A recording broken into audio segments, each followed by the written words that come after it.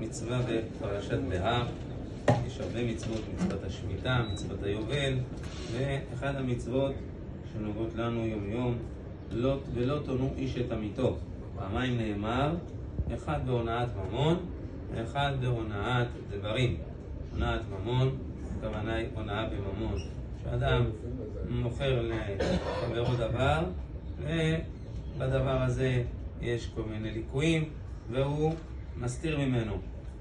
לא משנה, זה חפץ, זה דבר, אבל אדם מסתיר ממנו ומוכר לו דבר שהוא הונאת ממון.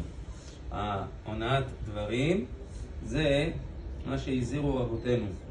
לא יאמר דבר שמצער את חברו. הוא אומר לחברו מיני דברים שמחלישים את דעתו, פוגעים בו בנפש. זה קשה הונאת דברים יותר מהונאת ממון. כותב בספר החינוך, כותב כמה עזרות וכמה זירוזים יזהרונו לא להכאיב את הבריות בשום דבר, לא לביישם, וראוי להיזהר אפילו ברמז דבריו, שלא יהיה נשמע חירוף לבני אדם. התורה הקפידה הרבה בהונאת דברים, ושהוא דבר קשה מאוד ללב הבריות. לכן אין דוגמה בבקשה רבנו. אדם מזכיר לחבר את הדברים הלא טובים שעשה. אמר לו, גם שמה אתה עשית ככה, דיברת לא יפה. מה שנשכח כאילו? כן, דברים שעכשיו גורמים לו חלישות הדעת. מזכיר לו את העבר שלו, ככה חז"ל אומרים, ומראה לאדם שהוא באמת לא שווה יותר מדי. הדברים האלה מחלישים את הנפש של האדם. מחלישים את הנפש של האדם, מורידים אותו, מונעים ממנו לשמוח בעבודת השם. הדברים האלה נחשבים להונאת דברים, והקפדה על הונאת דברים יותר מן הממון. כך אמרו חז"ל, גדולה הונאת דברים, הונאת ממון. בהונאת דברים הוא אומר ויראת מאלוקיך. אי אפשר לתורה לכתוב כל פרט מהדברים שיש בהן צער לבריות, אבל כל אחד צריך להיזהר כפי מה שיראה.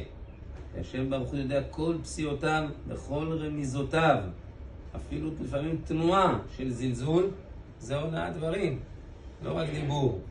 אדם, אמרו חמותינו, דיבור, דברים, אבל גם כל דבר שהוא מחליש, מזלזל, עושה תנועת ביטול על איזה חבר, על ידי זה גורם לו חולש צער, מחליש לו את הנפש. וכמה מעשים כתבו רבותינו על הדבר הזה. נוהגת מצווה זו בכל מקום, בכל זמן, בזכרים ובנקבות, אפילו בקטנים. ראוי להיזהר שלא להכיוון בדברים, גם בקטנים. זה לא בגלל שזה ילד קטן, אז מותר להגיד לו, אתה עושה שטויות, או להגיד לו דברי גנאי, אתה ילד רע, דברים כאלה צריך להיזהר. אם זה לא ממש מצוות חינוך, אז הונאת דברים. כל ילד אומר לו דברים שהם פוגעים בו בנפש, ילד זה נפש לכל דבר. זה אין שום הוראת היתר, וגם בנפש של אדם, רק מתי שזה צורך חינוך. הם לא ברשותו בשביל שיתנהג איתם כמו איזה אדון פנדי, ויעשה בהם מה שהוא רוצה. אדם מצווה לחנך אותם. אם הוא לוקה בהם בנפש, הוא ייתן לזה את הדין. לכן צריך להיזהר, לחוס ולחמול, ללמוד מה שאמרו רבותינו. מידה טובה מרובה ממידת פורענות. אדם שנזהר בנפש של כל אחד ואחד, נזהר שנפש תהיה שמחה. אז כמה הגמרא משבחת אלה שבני עולם הבא, אלה שהיו מבדחי, משמחים את הנפשות. לכן רבותינו אומרים על רבי פנחס בן יאיר שעבר את נהר גילאי וחצה אותו כמה פעמים, ציווה על הנהר, והנהר נבקע. חזר לתלמידיו, שאלו תלמידיו האם גם הם ילכו לשליחות מצווה, יכולים לצוות על נהר שיחלק, האם גם יש להם רשות לעשות את זה? אמר להם, מאן דיידע בנפשי דלא הקיל לברנש מישראל מן יומו יעבור. מי שיודע שהוא לא הקל, לא זלזל בנפש מישראל מימיו, יכול לחצות, יעשה והנהר ייבקע בשבילו. ככה אמר, כל מי שיודע בעצמו שהוא לא פגע ביהודי מימיו, ראוי שיבקע הנהר בזכותו ויכול לעבור, כי אין ארוך לגדולתו ורוממותו.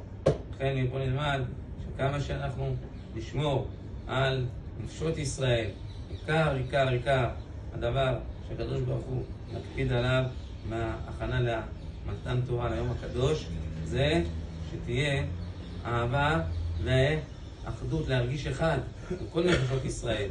כל נפש בישראל תהיה יקרה לך, כל נפש מישראל היא צריכה להיות חלק מהתורה הקדושה. אז כל נפש מישראל צריכה להיות יקרה כמו אתה, דבר שהוא חלק ממך, ממש כמוך. אם אנחנו זוכים לזה, אנחנו זוכים לניסים ונפלאות ולגאולה בגילוי במהרה בימינו אמן. אמן. חזק וברוך הרב.